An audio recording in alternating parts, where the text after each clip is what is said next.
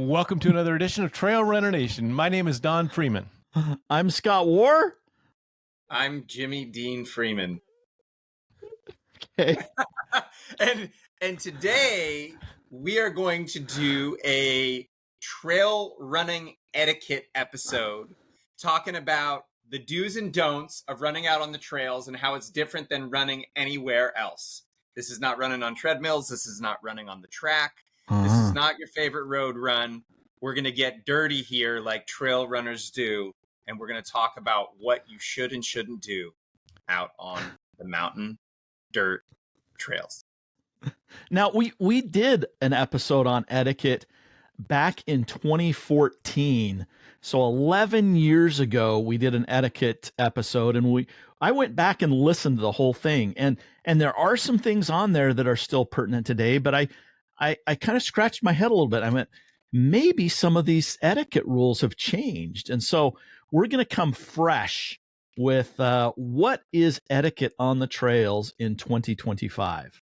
And in 2036, when we redo it, we'll see if there's a change in etiquette even 11 years from here. My goodness, 2036. It sounds forever away. Let me ask you this question, Jimmy, because you've been paying attention the whole time.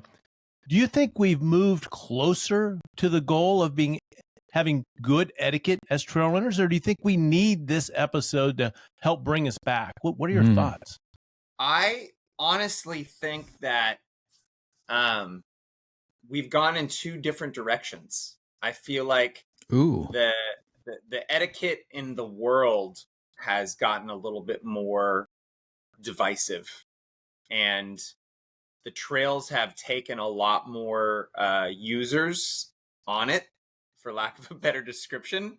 And there are people that are great ambassadors for the trails, and there are people that are just kind of not experienced with the trails and not sharing them in such a way that I think this will be a very beneficial episode. If people are, I try to assume when someone doesn't have good etiquette in any area of life, that they're just unaware.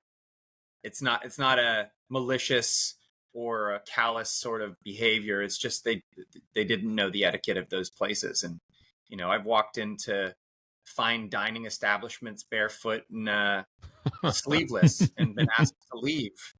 And some places you have to have sleeves apparently, and some places you can't wear a hat. So knowing what the rules are and how to share them with people that do care, because if they're listening to Trail Runner Nation, if they clicked on a trail etiquette podcast, they want to know.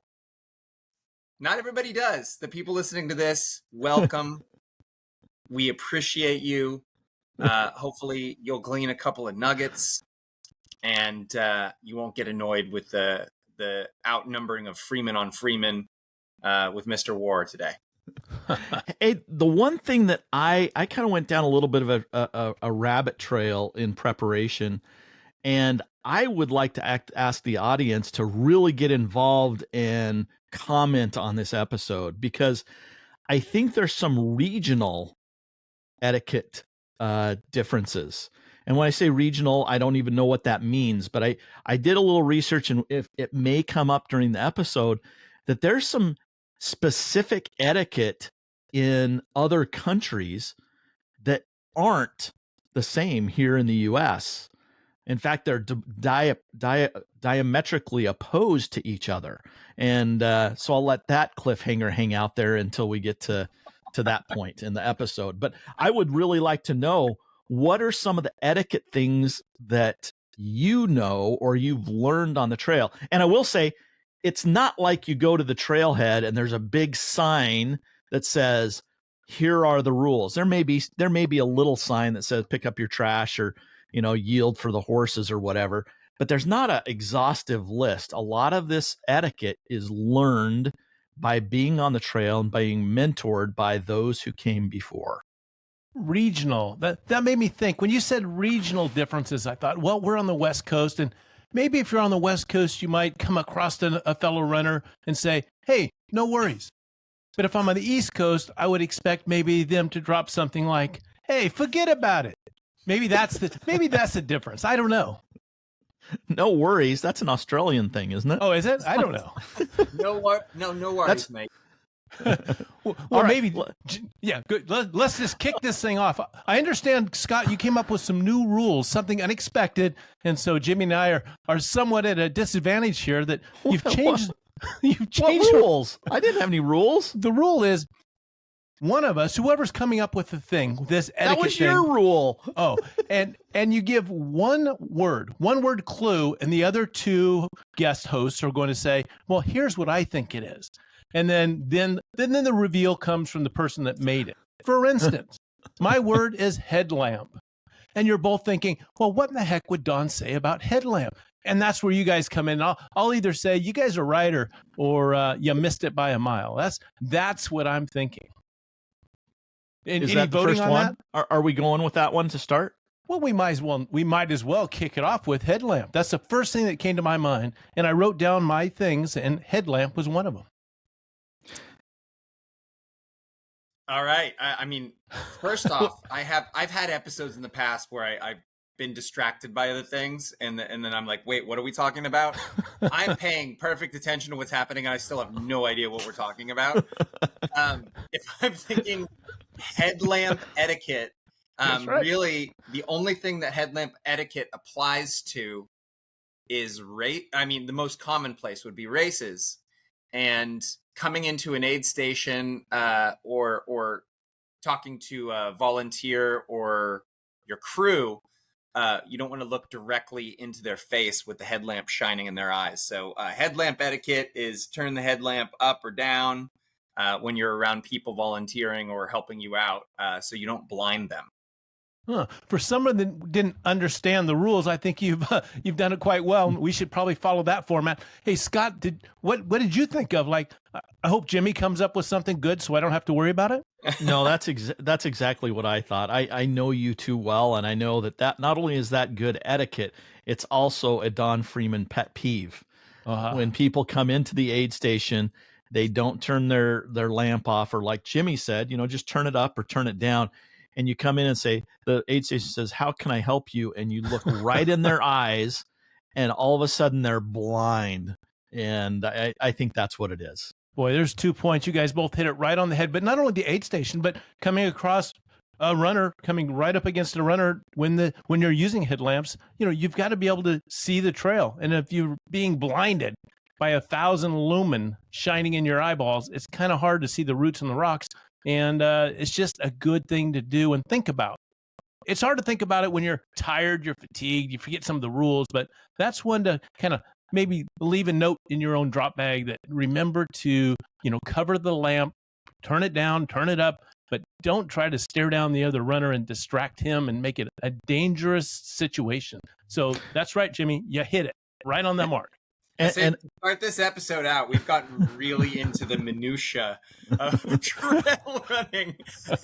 If you're new to the podcast, stick around. There will be some useful tips. Maybe you're not running overnight in a trail race, which is typically a 100-mile race yet. We will get to some more basic stuff at some point. That was just a teaser for the people that were looking for some advanced etiquette.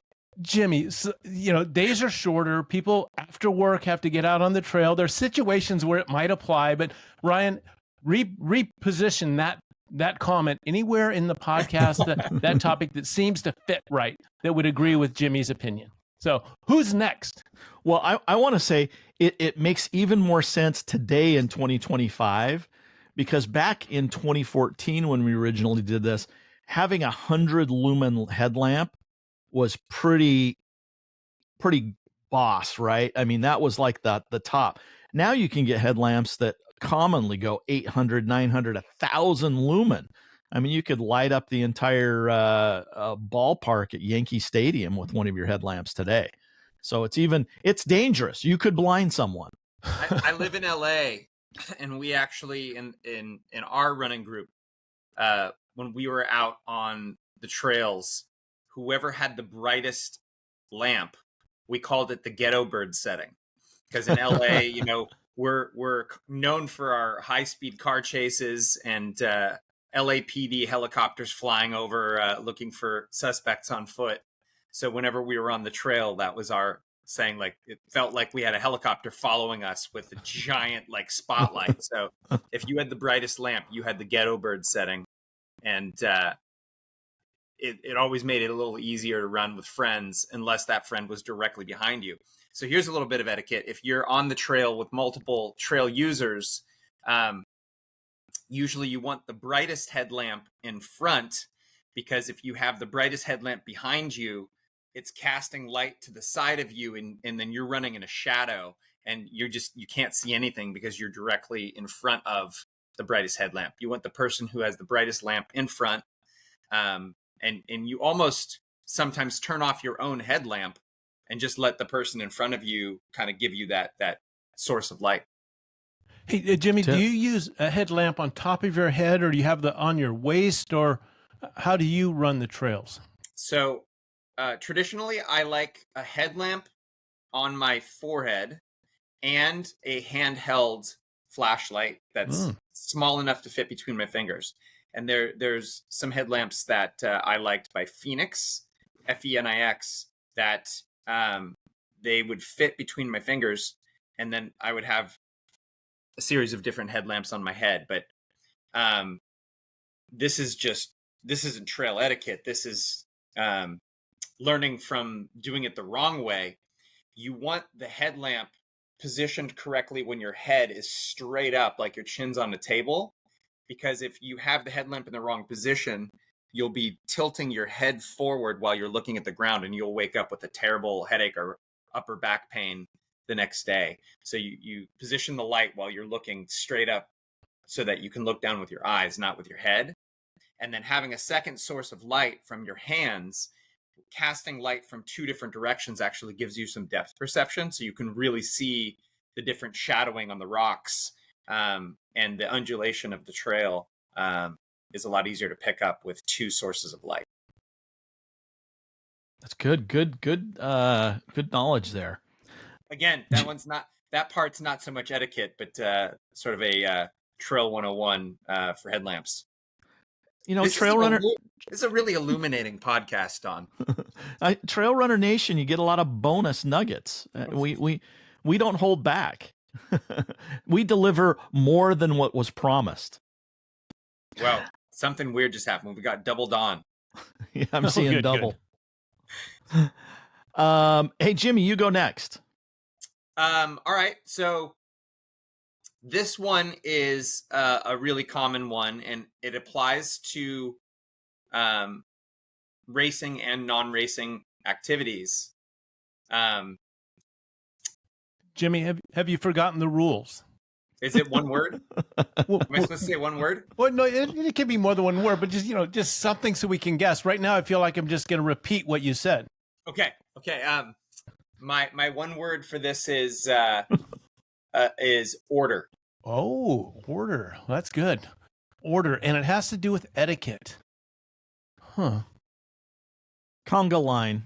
I'm thinking about the conga line.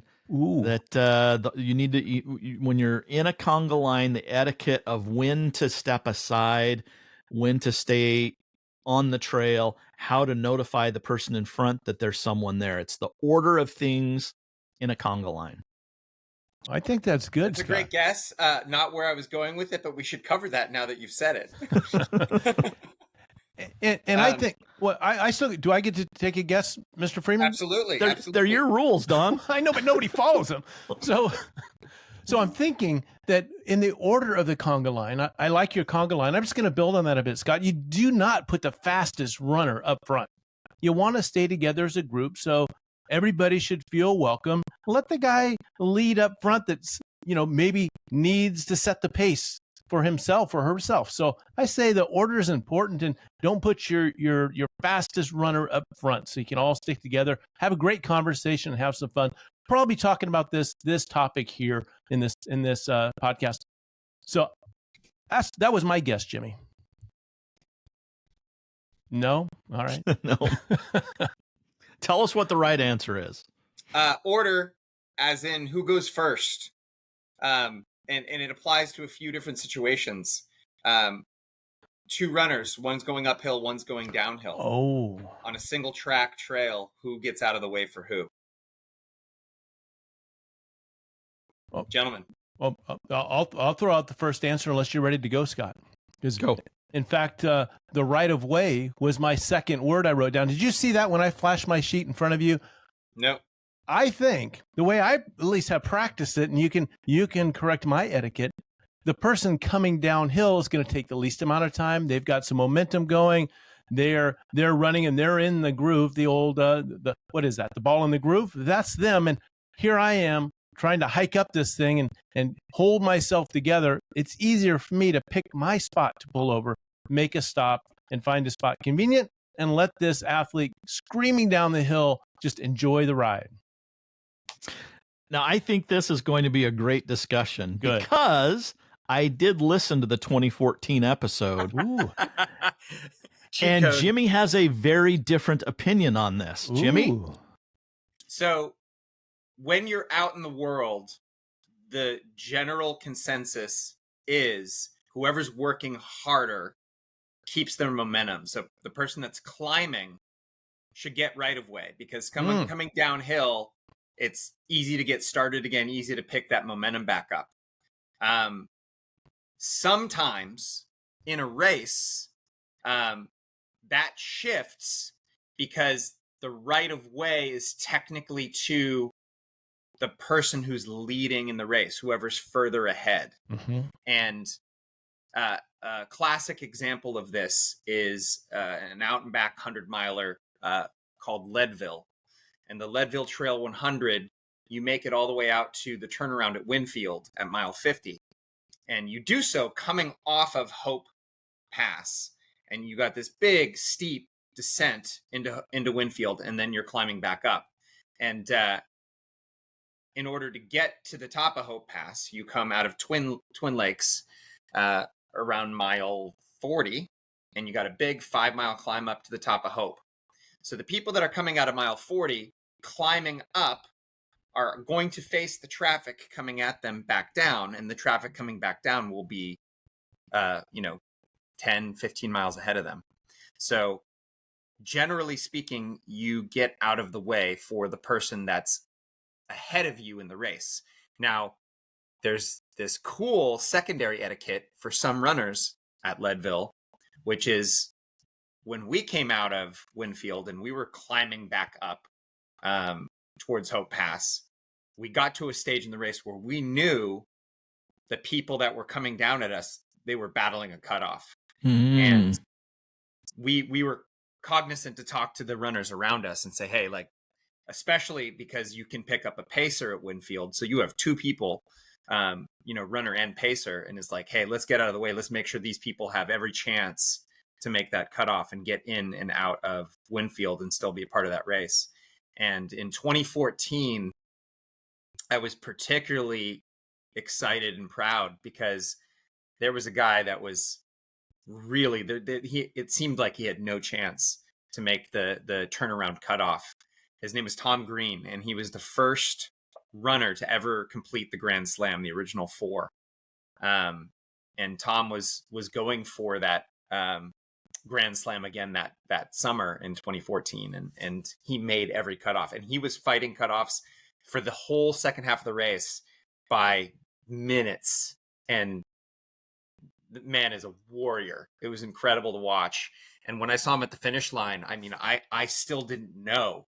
And I was almost like, I heard that you battled out there. It was epic. Congratulations on not quitting. And then, somebody sort of nudged me. They're like, he finished. And I was like, it's amazing. So if you're out on the trail on a training run and you're blasting down a hill, you see someone working their butt off coming up, don't just step to the side and give them on the single track, the right of way, but give them some props for grinding up that ascent.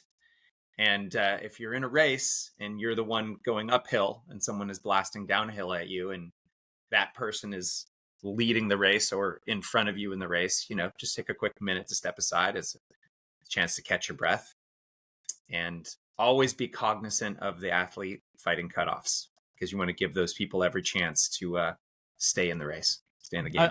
I love your piece of etiquette there that you snuck in about giving them props. I think that's also a piece of etiquette. Yeah, is acknowledging the other runners on the trail. I think that's something that's important. Yeah, if you're out on the trail versus out on the road, I used to have a little etiquette game, and it was see how many people I can get to say hello back. And if you're out on just a standard road run, not only are most people not going to respond and say hello back, but 90% of the people have 2 headphones in or big, ear covering headphones, and there's no interaction.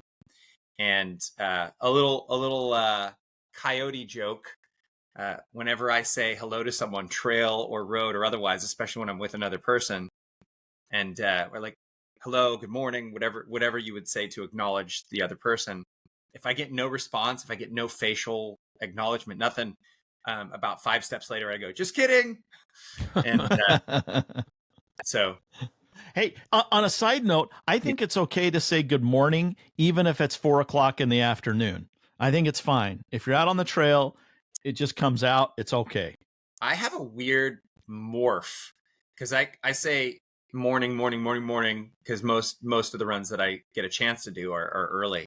And then easily like afternoon just seems like I'm tripping over it. It's too many syllables for me in the middle of a run. So I say howdy, and I'm like, where did this like Southern Texas version come from? Because I've never used howdy in any other area of my life.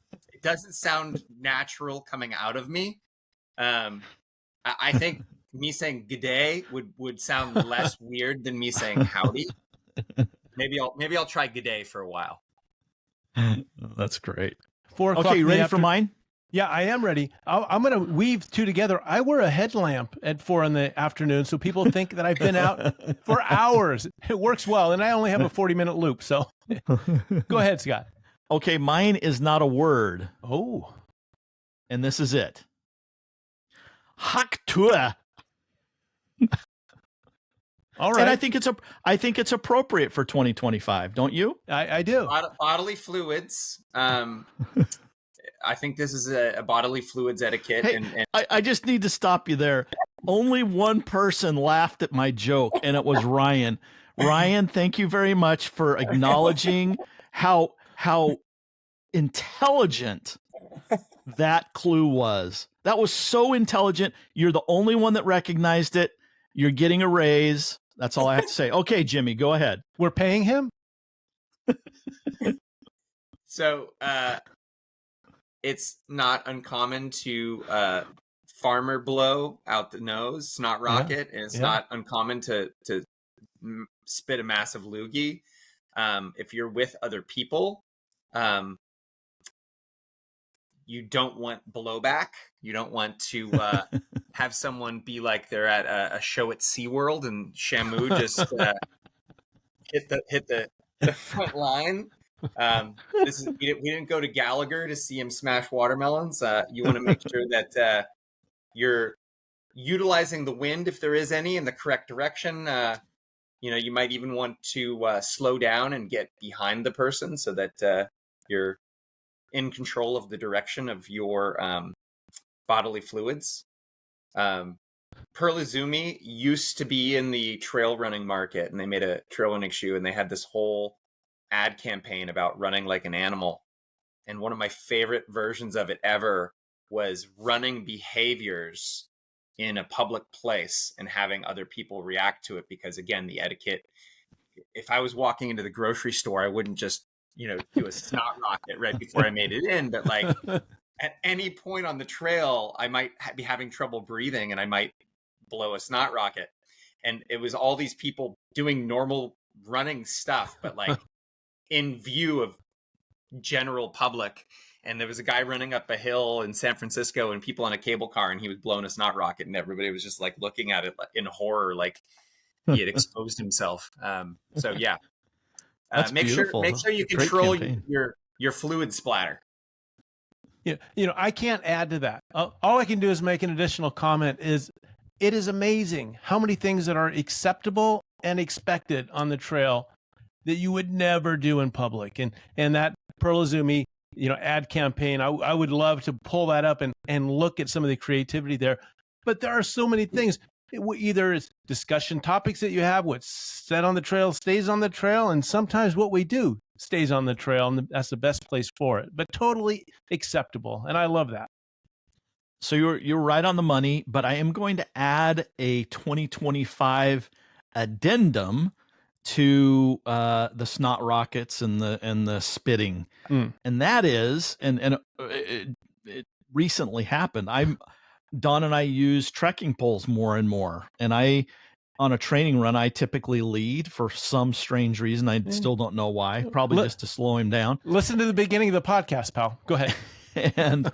and when I go to blow a snot rocket and you have poles, there were times where I almost poked Don's eye out with the sharp end of the trekking pole because I wasn't paying attention how close he was. And I just used my finger to go up. The pole goes out the back, and I need to be more aware of where those poles are going when I'm doing a snot rocket. So that's the addendum for 2025. And in just general public etiquette, be aware where your pole is going, or you can get in a lot of trouble. That's a good rule of thumb. But I could hear Jimmy's comment, because I hear him all the time out on the trail, and I don't know why. I try to keep running away from them, but it's like I expected him to say, "Well, come on, Don. How long is that pole, and how close are you following Scott?" There is etiquette to how close that you run behind someone. Ooh, let's talk about that. But what I want people to think about is that Scott bends his body at 90 degrees to make this happen, which makes his pole go back as far as his arm can extend, plus the length of his pole. I mean, for me to keep an eye on this guy, I've got to run close enough for that to happen.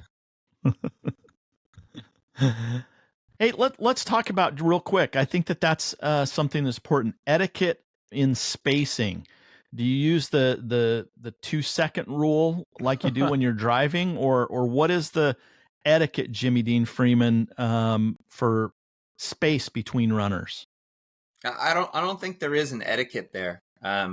Okay. It's largely situational. Is it day? Is it night? Is the trail technical or smooth? A lot of times you'll be on a trail that you can fit side by side, double track or fire road. I think that there are certain common sense things that change the spacing. When you're driving a car on a freeway, the faster the speed, the further the distance. It's about timing. On the trails, how technical the trail is will dictate that. If you're running something that's super rocky and technical, you want a little time to see the rocks coming at you, so you're not tripping and then falling into your training buddy who's right in front of you, which has happened. Yep. So I think spacing is lighting and technicality dependent. How much can you see and how much space do you need?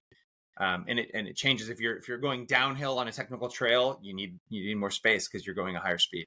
Yes, I don't disagree with any of that. And as you were saying it, I'm thinking, if Scott's up front and he stops as fast as he can stop, can I react in time and stop as well, or am I going to run over the top of him? So I think a good general rule would be, if the runner stops, can you make sure that you can stop just as quickly and not crash into that person? Yep. Good point. Okay, right. Don, you're up. I'm up. So I'm looking at my list, and I've seen some of these things mentioned. So I'm going to come up. I'm just going to say headphones, earbuds. Now, this is one that's changed a lot for me. A lot. Ooh, let's talk. Tell about yours, Jimmy, and then I'll tell you why I think it's changed. Yeah. So 15, 20 years ago, I was known as a bit of a headphone Nazi. And I wouldn't allow them at my practices and my training sessions with people. And as someone that was such a staunch advocate for staying earbud free and aware of your surroundings, especially on the trail, you want to be able to hear if there is a bike coming up on you, if there's a horse, other runners coming up from behind, and then there's other hazards. Running in LA on a warm day, you want to make sure you're not stepping on a rattlesnake, and those will give you some warning with a little bit of time. So I was a zero headbuds anywhere. If you're in a race, almost every race outlaws them. Very, very anti-headbutt, earbud. As the technology got better and they became a little more prevalent, and we kind of got used to people with, their AirPods, just walking around in grocery stores with them constantly in.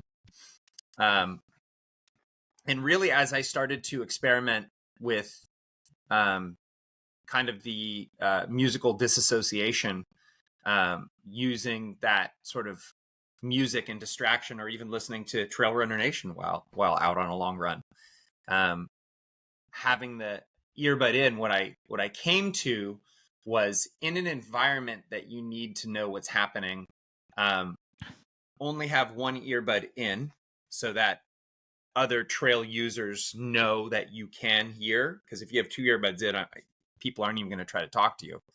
And then having the music or podcast low enough that you're not just completely, your brain's just totally focused on that loud noise in one ear. You really can't process anything else. So that's the etiquette for me for running on trails and or in races, is if you do put music in, only put one earbud and keep the volume low enough that you can still hear and interact with other people on the trail. And that is a massive softening for me, both personally and, there's so many different types of headphones now. I see people running with noise canceling headphones on. It's pretty wild. I just imagine that my ears would sweat off, but you're not going to try to interact with someone that clearly doesn't want to interact with anything if they have that kind of headphones on. So my change or shift here in 2025 is the technology. I have a pair of Apple AirPods that have a transparency mode, so you can still listen and it still brings in some of that outside. We have, of course, our favorites, the Aftershock, or sorry, it's not Aftershocks anymore, Shocks headphones. These don't go in your ear or over your ear. They're bone conductive, and so you can hear. But here is my biggest pet peeve.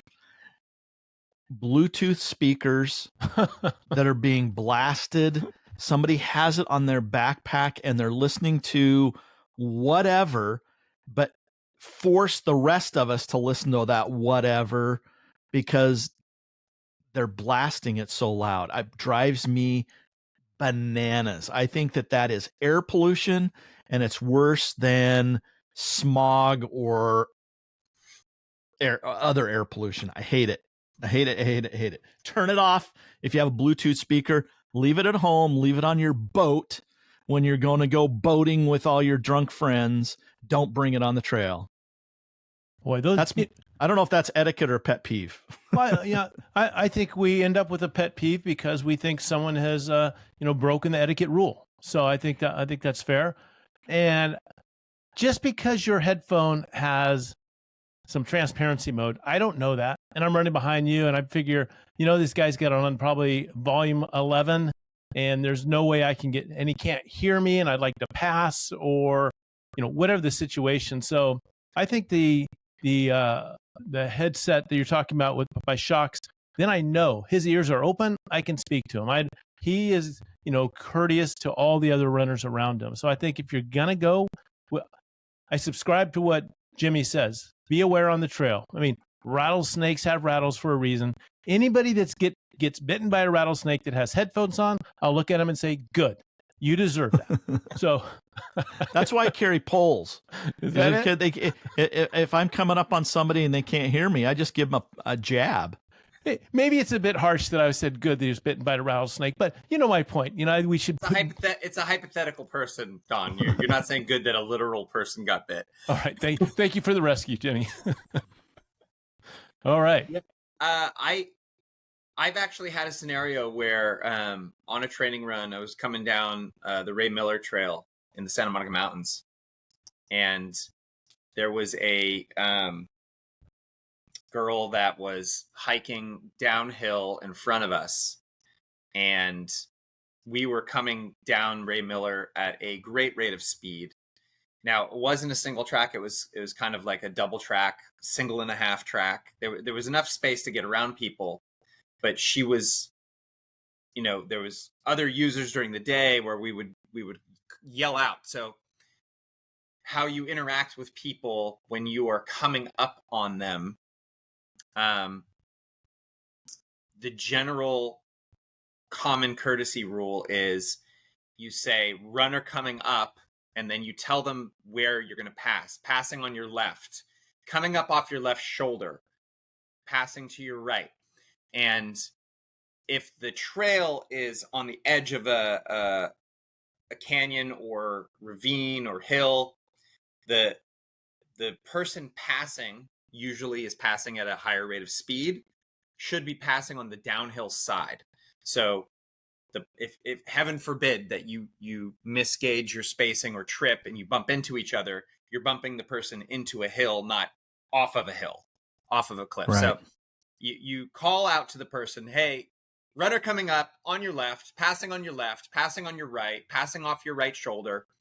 You say very clear, loud, letting them know. And usually, when they're not aware of you and you start screaming at them from, 30 meters behind, you startle them and they turn around and then they step to the side.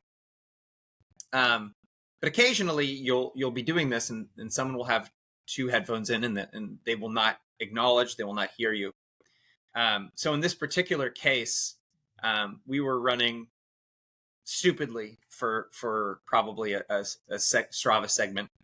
And I came up and she wasn't like making any kind of response. And I was yelling from a good 40 meters behind her, and 30 and 20. And then I came up and I would just kind of put my hand on the person's shoulder, like as I'm passing by. But if you can just imagine like being on the trail by yourself and having headphones blasting and then out of nowhere having someone's hand be on you. This particular lady did start screaming, and I had crossed the personal space threshold with the hand as I was running by at a high rate of speed. And we were near the trailhead, so when she got down to the bottom at the end of the trail, she really let me know how she felt about it, which was very not happy. For lack of a better description, she was very unhappy. And then her friend came off the trail, and it was pretty funny because her friend's like, I told you shouldn't have 2 headphones in. It's your fault. And so they had a spirited argument about it. And at the end of the day, you want to be able to communicate with people on the trail and an attempt to not startle them. But what's more startling is getting run into or moving at the last minute because you don't know which direction a person is going. So calling out to a person. Now, when you're in a race, it's a whole different set of guidelines. Some people have this, if someone calls out that they're going to pass, the people speed up because they're like, I'm going to compete with this person right now. And where that happens in a race is, does change kind of how that interaction goes. But early on in the race, halfway through the race, if I'm running at a certain pace and someone says coming up from behind, I will usually step off to the side and let them go and then settle back into pace. And, if I settle back into pace and they're going not fast enough, then we do that dance, that leapfrog. There's an etiquette piece right there that snuck in that you're talking about. If you say on your left, whatever it might be, over your shoulder, whatever it is, if you pass somebody, you better keep the pace up. You better not have that person repass you.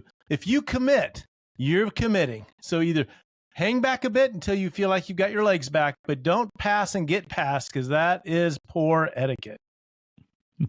And it's poor strategy too. that too. But let me ask you: if you're running a race for position, pass with authority. Yes. Yep, that's right. And my last question, Jimmy, to you is when, I imagine I might have another question coming up, so I'll reserve the right for a second question, but when did Southern California move to the metric system? You were 40 meters away, 30, 20, I'm not following here. I'm in Northern California. We haven't transitioned yet. Don was moving the decimal point to figure out how far a meter was. It's how you know the difference between people who have raced on the track and people that have not raced on the track. I do think in meters. Good. Sometimes in miles, sometimes in meters. All right, Jimmy, you're next. Oh, okay. Etiquette on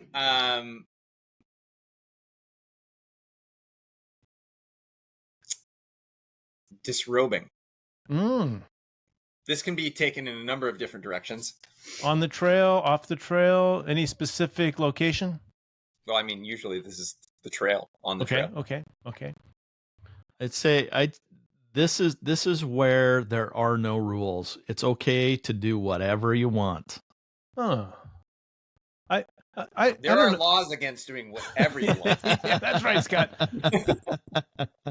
There are people that like to run with just shoes on. I guess there is some litigious people out there that would consider what I think is okay etiquette to be offensive. So this can you can take this in a couple of different ways. So the first thing is, if you have to visit nature, figuratively speaking, doing a number one, doing a number two, there's etiquette around that. And I'm going to go back to the Los Leones trail here in my mind. Unfortunately, it's a trail that you can't run right now. But I will be with a running partner and I'll say, hey, I'll catch up to you in a sec. I gotta water the plants. And generally you want to find a place that has bi-directional coverage. Because if you step off the trail to do a number one and you're covered in one direction but not in the other direction, someone gets a show that they really didn't want to get if you have poor timing. And unfortunately, I have poor timing sometimes. So for the most part, you want to make sure that you can kind of hear and see in a couple directions, but you can kind of tuck into a bush or a tree for that. The second piece of disrobing is when someone goes out on the trail and they've got their gloves on and they got a trail hoodie on, and as their body temperature climbs because they're running, they get hot, so they take off their hoodie and their gloves and they decide they want to put them on a tree branch. Oh, Scott War. We talked about this last time we had you on, Jimmy. You can't talk about it enough.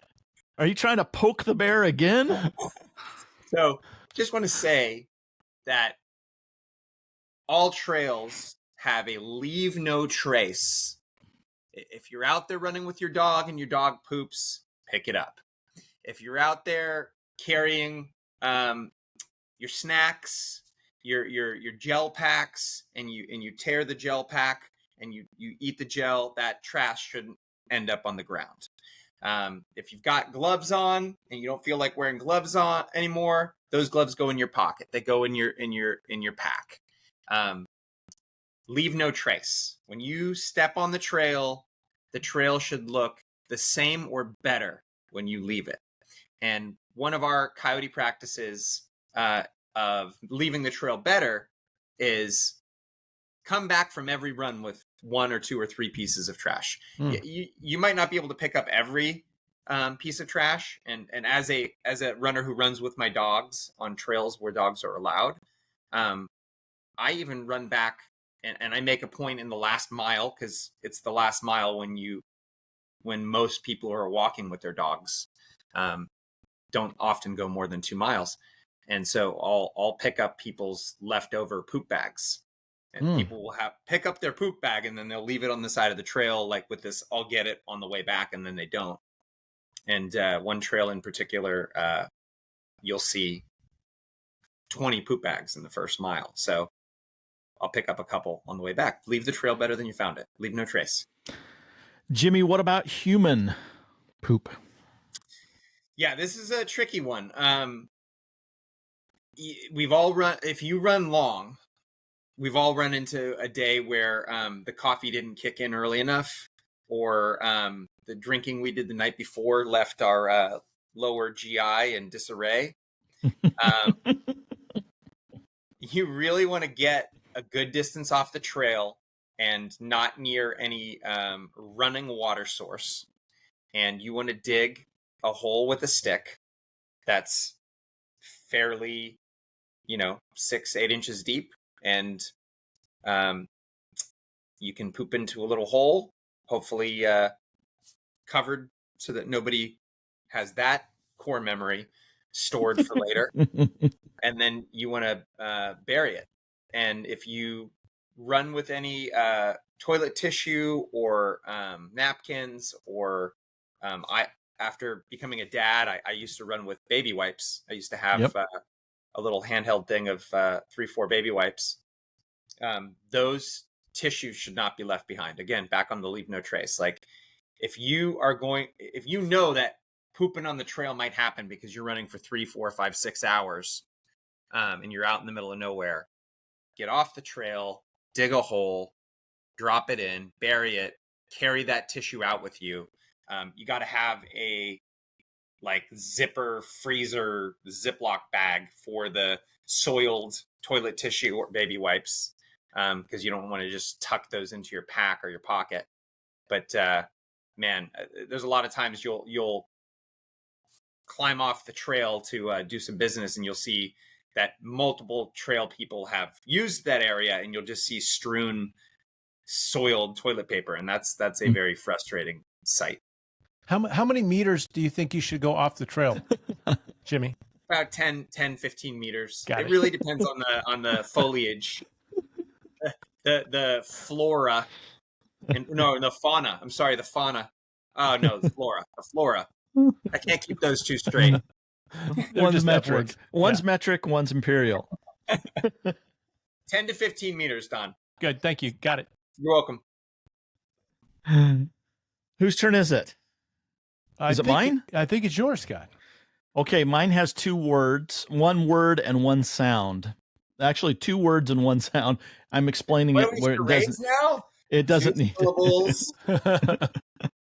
Sounds like. Here it is. Hey, bear. Shh. Hey, bear. Shh. What's the etiquette if you meet a large mammal on the trail? I don't know.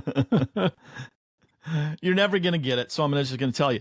This is an interesting thing that I found when doing some research on etiquette from other countries. If you're running up in Canada, and please, Canadian trail runners, let me know if this is accurate. You should make noise, because there is wildlife on the trail, and in many cases that wildlife don't want to meet humans. And so by making noise, you let them know that you are coming, and they can move away and get away from you.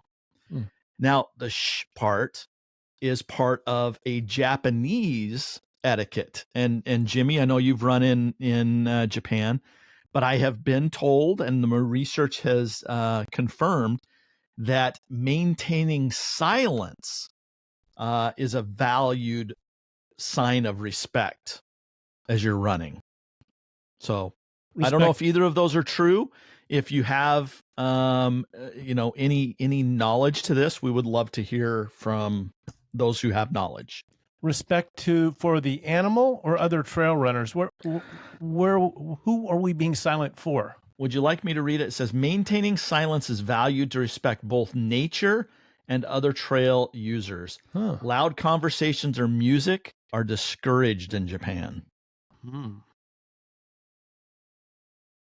Yeah, I'm discouraged in Japan. Yeah, you're pretty loud. Yeah, very loud. Yeah, the practical matter on safety with being in an area where there are bears, it's very much there was a race that we did in China where they wanted you to have a bear bell.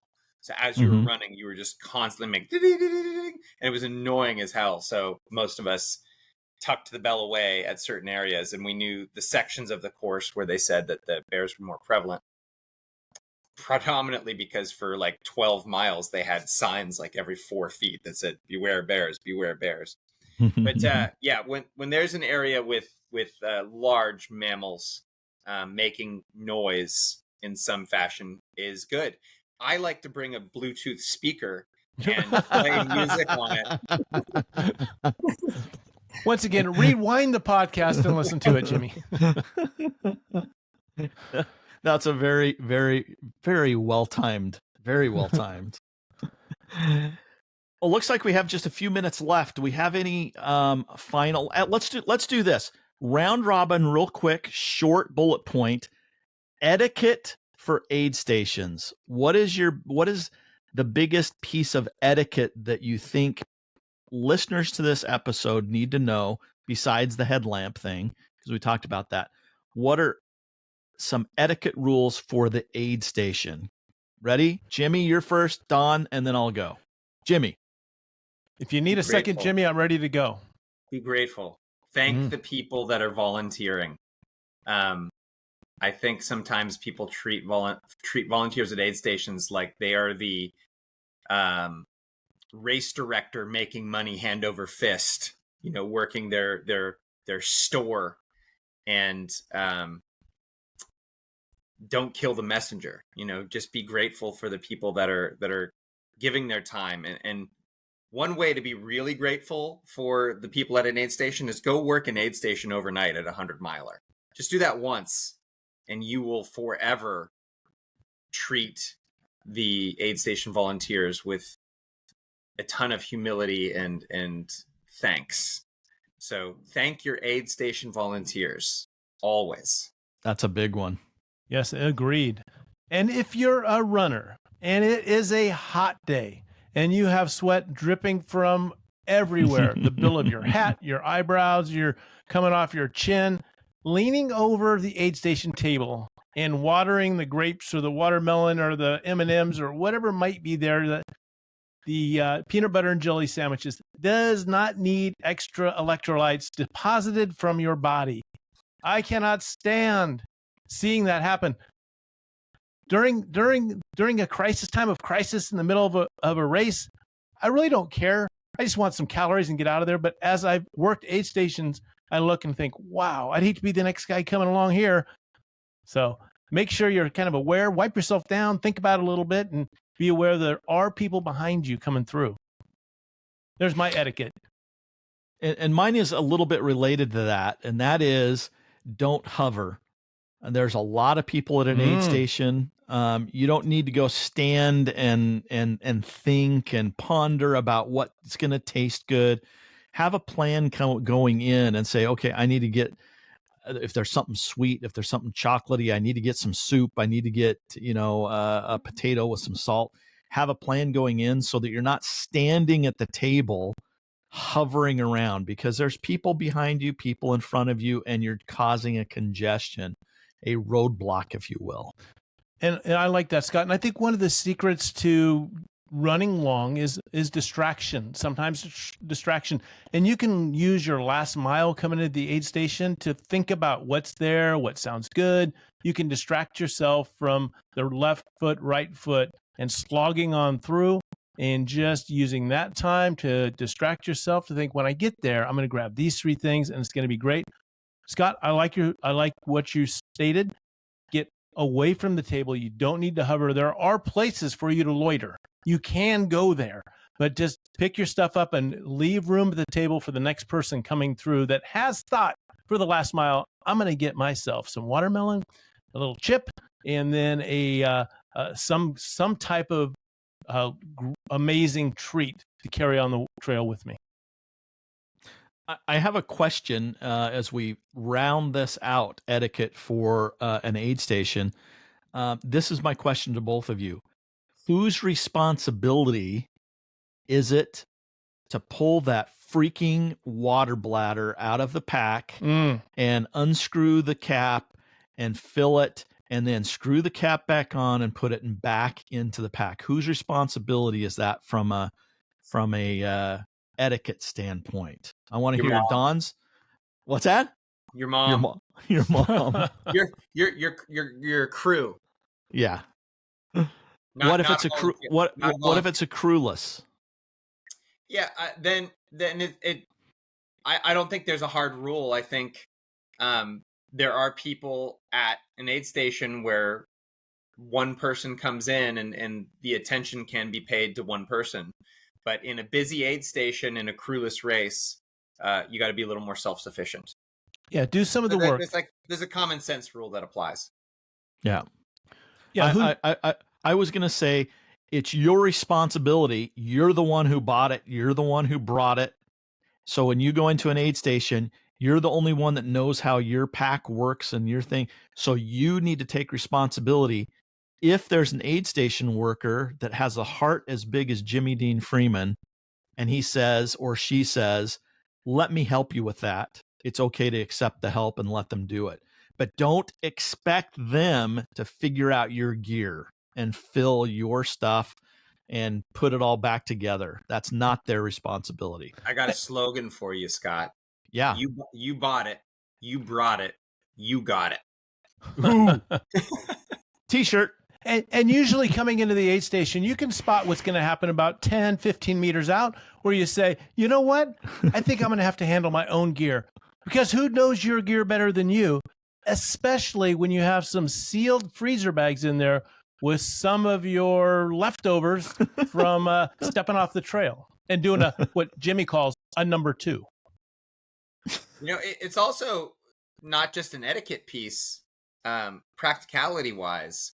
If you have an aid station volunteer that may or may not be a runner, may or may not have unscrewed your bottle or unlaced the top of your hydration bladder, I've seen people that have left it to the aid station volunteer, get out on the trail, and another half an hour later, half their water bladder has leaked out on them because it wasn't put back together. So, that maybe that's a karmic piece where you're the one that knows how to do it. You should take personal responsibility there. And there's only one person you can get mad at, and that ain't the aid station worker. It's Dawn. And maybe that wherever I'm at on a trail, I blame Dawn. And for the stations that have drop bags, you could put your favorite fluid that you can rely on right there, already filled, ready to go. You just swap that bladder for the other bladder, and off you go. If you don't have a crew there to do it for you, that is an option. And many times those drop bags are in places where crews can't go, so they're strategically placed. Those drop bags where you need something and you're not carrying it with you for the complete course, you can reach into the drop bag and continue moving on. Now, obviously, this is not a comprehensive list of how to act on the trail. I would really like to hear what other people have learned through their experiences on the trail. There's a couple ways. There's a few ways that you can comment on our social media when it gets posted. You can actually go to Trail Runner Nation and comment on the episode there. We haven't really encouraged commenting that much. I mean, people are free to do it, but we haven't asked them to do it. This is one I would like to hear because I always want to be as courteous as I can out on the trail. So please add your thoughts. Somewhat like podcast etiquette, to read comments and reply. You don't even know where they are, do you, Freeman? No. I should say Don. I can't call you Freeman. You have no idea where our comments come in, do you? No. But if I did, I would read every one of them, Scott, and I would reply to each one with thoughtful commentary and AI written responses. Hey, I just want to say I'm grateful for those who came before me and helped teach me about some of this etiquette, because it's not written on the sign at the beginning of the trail, and I want to make sure that I'm not gonna have a water bottle thrown at the back of my head because I did something wrong. That's not etiquette, Scott. Don't do that. Don't throw water bottles. There's a story for another day. That's an inside joke there, Jimmy Dean. Anyway, we appreciate you coming on, Jimmy. SoCal Coyotes, you're getting back out there. You're training for your first 100-mile race in a long time. Does that mean the SoCal Coyotes are out on the trail a little bit more frequently, or is there a hiatus right now with the fire situation? There are no trails to run near me right now. They're all closed indefinitely. And since the last time I talked to you guys, I don't know if I told you or texted you that I kicked a fallen palm frond. No. So, many of you have seen desert plants called yucca, and how they have a spine-like needle, and in some areas of the country there's cacti. You don't want to bump into those. A palm tree branch, otherwise known as a palm frond. Certain types of palm trees have very spiky spines coming off of them. And it was a really windy week, same week as, unfortunately, the Palisades fire. And I inadvertently kicked a palm frond getting out of my car. And not only was in significant pain, I was having trouble walking, and my foot didn't close. The wound on my foot didn't close the top of my foot because it actually punctured the top of my foot through my shoe. So it's crazy. I go to 5 or 6 doctor's appointments, and a couple of days ago, after 2 procedures to drain my foot, 5 weeks of antibiotics and medications, a tetanus shot, x-ray, the doctor, ultrasound, they couldn't figure out what was wrong with my foot. I pulled the Band-Aid off one morning, and I was kind of using 2 Q-tips to kind of do a little draining, and the spine of the palm frond popped out of my foot. And wow, this is crazy. You guys, did he keep it? Does he have this on it? It's a necklace. This on your kitchen counter? It's a necklace. So this is the spine that was in my foot. That whole thing? Now look, this is the size reference. This is a Q-tip, and that is the spine of the palm frond that was inside my foot for 33 days. So for those of you who aren't watching the YouTube video, this palm frond needle is about 3 centimeters long. No. It's more than an inch. Is it? How long is it in centimeters? My hands are very big. I don't know if you guys knew that, but this is like 2. So it's 2 inches long. 2 sections of my finger. 6 centimeters. Okay. For the non-metric people, it's 3/4 the length of a Q-tip. It's almost looks like a full-size toothpick. So just that came out of your foot. It came out of my foot, out of the top of my foot. Wow! Yikes! It is absolutely wild. I'll send you guys the photos so you can put that in the show notes. Jimmy, you need a different doctor. They should have figured that out. Right? Is your foot better now? Is it getting better now? It's amazing. I'm walking around without pain. I had this weird sensation that I was getting stabbed by a needle when I was walking, and then that sensation is gone now. The long race that I was training for would have been this past weekend. It was it was Super Bowl weekend. It was the Saturday the 8th, Black Canyon. I did not participate in that race, but looking forward to the spring and summer and finding another long race to train for. Nice. Hey, Jimmy, when the doctor sends you their bill, just enclose that in the envelope and send that back to them in payment. Yeah. It's been a wild 5 weeks. I'll tell you that much. Wow. Sorry to hear that, Jimmy. Oh, listen, onward and upward. It's we're talking about moving on to the positive things. Bad stuff happens in life, and you get past it. It's a bad moment happens in a race. You got to get past it. You got to keep taking one step at a time. Yeah. Well, this has been a fun episode, and I think that some of the etiquette has been updated since 2014, and I appreciate that. Get on your shoes, don't kick any pond fronds, and run. Moss.